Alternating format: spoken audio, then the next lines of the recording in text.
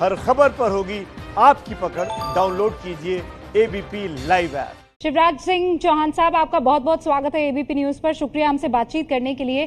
कल एक मैराथन बैठक जो है सीएम्स की पीएम के साथ चली है। शिवराज जी, मध्य प्रदेश को लेकर आपने क्या बातें रखी? वो सबसे महत्वपूर्ण मुद्दा कौन सा था जो आपने उठाया कल अपने राज्य के लिए?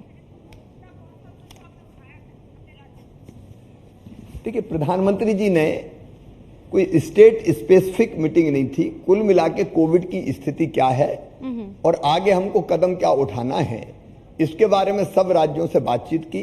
मुझे कहते हुए गर्व है कि नरेंद्र मोदी जी एक ऐसे प्रधानमंत्री है जो केवल अपनी कैबिनेट की टीम को टीम इंडिया नहीं मानते, वो प्रधानमंत्री और अलग अलग राज्यों के मुख्यमंत्रियों की टीम को ही टीम इंडिया मानते हैं। और कोविड-19 के बारे में 5वीं बार उन्होंने मुख्यमंत्रियों से चर्चा और बातचीत की है और सबसे चर्चा करके वो फैसला करते हैं।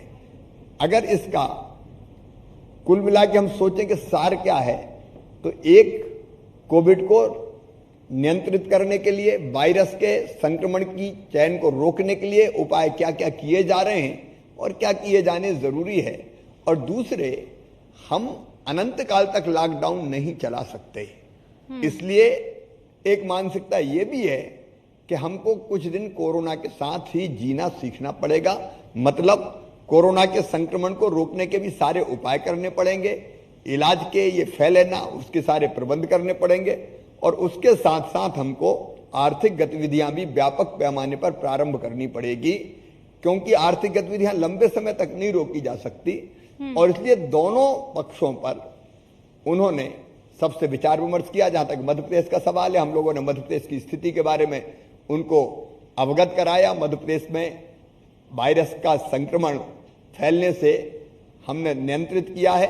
पॉजिटिव केस लगातार आ रहे हैं, लेकिन जितने आ रहे हैं उससे ज्यादा लोग स्वस्थ होकर जा रहे हैं। और इसलिए हमारे यहाँ एक्टिव केस 1800 के आसपास ही है, 1700-1800 के आसपास रहते हैं। तो नियंत्रण के साथ साथ आर्थिक गतिविधियां भी मध्य प्रदेश में हमने व्यापक पैमाने पर शुरू की। और मेरा अपना स्पष्ट और दृढ़ मत है कि हमको पूरी ताकत से आर्थिक गतिविधियां शुरू करना चाहिए। हमने कहा है मध्य प्रदेश के बारे में कि जो ग्रीन जोन है, वहां ग्रीन जोन में सारी तरह की गतिविधियां हमको प्रारंभ करनी चाहिए।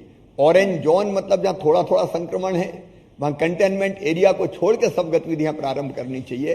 और तीसरे रेड जोन है, जहां संक्रमण ज्यादा है, वहां भी कंटेनमेंट एरिया के साथ बफर जोन मिला के बाकी इलाके में गतिविधियां हमको शुरू करना चाहिए, ताकि काम धंधा, रोजगार, रोजी और रोटी भी चल सके।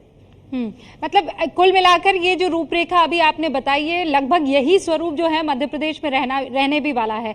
ये लॉकडाउन 4.0 वर्जन होगा, जिसमें ज्यादा ढील दी जाएगी और औद्योगिक स्तर पर और ज्यादा। जी, मैं ये मानता हूं कि अंतिम फैसला उन्होंने राज्यों पर छोड़ा है और राज्यों को ये कहा है कि वो अपना अपना प्लान लॉकडाउन का बना के दें केंद्र को। 15 तारीख को हम भी अपना प्लान भेजेंगे बना के उनको। लेकिन हमारी रूपरेखा यही रहेगी, एक तरफ संक्रमण की चैन को ब्रेक करना, तोड़ना, सावधानियां पूरी रखना, इलाज की पर्याप्त व्यवस्थाएं करना, और दूसरी तरफ आर्थिक गतिविधियां, चाहे वो निर्माण के काम हो, सड़क बने, पुल पुलिया बने, बांध बने, चाहे वो खेती के काम हो, चाहे वो उद्योग धंधे हो, व्यापक पैमाने पर इन कामों को जो रोजगार सृजित करते हैं उनको हम प्रारंभ करेंगे। दुकानें भी खुलेगी, काम धंधा चालू होंगे। हाँ, कोई उत्सव नहीं होगा, कोई धार्मिक उत्सव, कोई सामाजिक उत्सव, कोई राजनीतिक उत्सव, बड़े मिलन, बड़े भीड़ इकट्ठे के कार्यक्रम वो पूरी तरह से प्रतिबंधित रहेंगे। शाम को 7 बजे से लेकर सवेरे 7 बजे तक कर्फ्यू ही रहेगा, क्योंकि अनंत काल तक भीड़ अगर हमने घूमने दी तो फिर संक्रमण फैलने का खतरा बढ़ जाएगा। कुछ चीजें ध्यान रखेंगे, जैसे बुजुर्ग ना निकले बाहर, बच्चे बाहर ना निकले, वो हमको ध्यान रखना पड़ेगा। तो ये सावधानियां रखते हुए हम संक्रमण को भी रोकने का उपाय करेंगे और गतिविधियां भी चालू करेंगे, विशेषकर आर्थिक।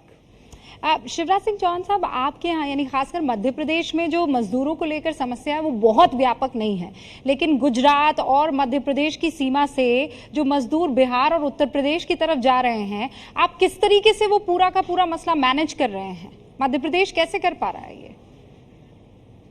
देखिए रुकिया जी, हमने मध्य प्रदेश के जितने लोग थे उनको तो हम पहले आसपास के लोग बसों से लेके आ गए। इसके बाद ट्रेन हमारी लगातार आ रही है, अलग अलग राज्यों से 31 ट्रेनें आ चुकी है, 9 आज आ रही है, लगातार ट्रेन आ रही है। हम अपने मजदूर को पूरी सुविधा देके वापस लाने का पूरा प्रयास कर रहे हैं, लेकिन जिस रास्ते से लाते हैं उस रास्ते हमको टाई अप करना है, इसलिए वो जितनी इजाजत देता है उतनी ट्रेन हम भेजते हैं ताकि उनको वहां सहूलियत से लेके आ सकें। दूसरा, मध्य प्रदेश चूंकि बीच में है, इसलिए दक्षिण और पश्चिम के राज्यों से बड़ी संख्या में, मैं कहूंगा लाखों की संख्या में मजदूर निकल रहे हैं, विशेषकर उत्तर प्रदेश के लिए, बिहार जाने के लिए, छत्तीसगढ़ के लिए, उड़ीसा के लिए, झारखंड के लिए अलग अलग साधनों से आ रहे हैं, कई पैदल आ रहे हैं। हम लोगों ने तय किया कि एक तो मध्य प्रदेश की धरती पर कोई भूखा नहीं सोएगा, हम सब भारत मां के लाल, भेदभाव का कहां सवाल, सब अपने भाई और बहनें किसी भी प्रदेश के हों, और इसलिए हमने व्यापक पैमाने पर भोजन, चाय और नाश्ते की व्यवस्था करने का फैसला किया, वो कर भी रहे हैं। और दूसरे, मध्य प्रदेश की धरती पर कोई पैदल ना चले, इस तपती धूप में पांव में छाले पड़ जाएं, बच्चे गोद में रहें और असहनीय कष्ट सहन करते हुए वो चलें, ये दिल को गवारा नहीं करता।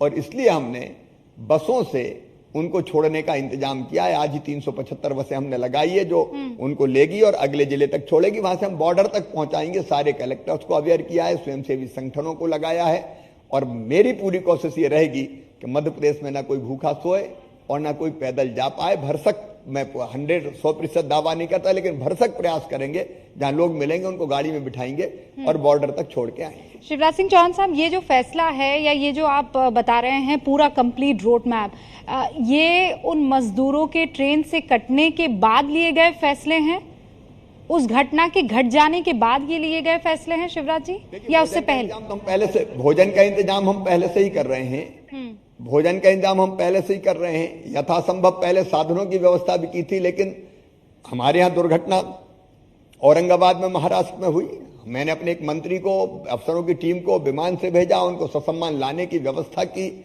लेकिन कुल मिला के हृदय विदारक घटना थी। कल मध्य प्रदेश में एक एक्सीडेंट हुआ जिसमें उत्तर प्रदेश के 5 मजदूरों की जान गई। हमने उनको भी पूरे ससम्मान उत्तर प्रदेश भिजवाया। अब ये अपने भाई और बहन हैं, इनको सुविधाएं देना अपना काम है। आप मुझे सुन पा रहे हैं शिवराज सिंह चौहान साहब? ये मेरा आखिरी सवाल होगा, या फिर हाँ, कल जो फेडरल स्ट्रक्चर को लेकर कई ऐसे मुख्यमंत्री और स्पेसिफिकली ममता बनर्जी, जिन्होंने ये सवाल उठाया कि भाई बार बार केंद्र की तरफ से हमें दिशा निर्देश दे दिए जाते हैं, हम थक गए हैं उनका पालन करते हुए, सुना आपने अप्रत्यक्ष रूप से जवाब दिया वहां पर इस बात को लेकर? देखिए, अगर केंद्र एडवाइजरी भेज रहा है कि संक्रमण रोकने के लिए आप ये कदम उठाए, तो इसमें गुस्सा क्यों आता है, मुझे समझ में नहीं आता। एक एक एडवाइजरी को वीडियो कॉन्फ्रेंस के माध्यम से अधिकारीगण पूरी तरह से व्याख्या करके बताते हैं, ये करना, ये करना, ये करना, इसका ये फायदा है। तो ये तो हमें सहयोग करना हुआ। अगर केंद्र अपनी टीम भेज रहा है तो तकलीफ क्यों है? मेरे यहां भी टीम आई, इंदौर में आई, उज्जैन में टीम आई, स्वागत है भाई। ये समय लड़ने का है, या केंद्र और राज्य मिलकर कोविड के संकट से जनता को निकाले।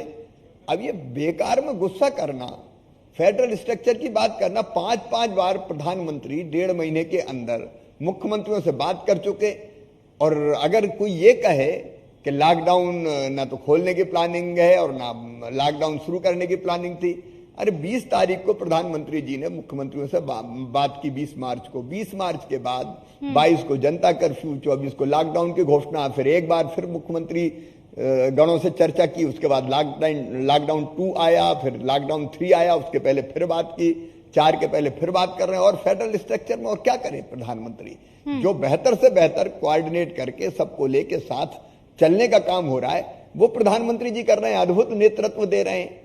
और इसलिए अगर कोई एडवाइजरी जारी होती, कोई सलाह देते, तो स्वागत करना चाहिए कि गुस्सा करना चाहिए।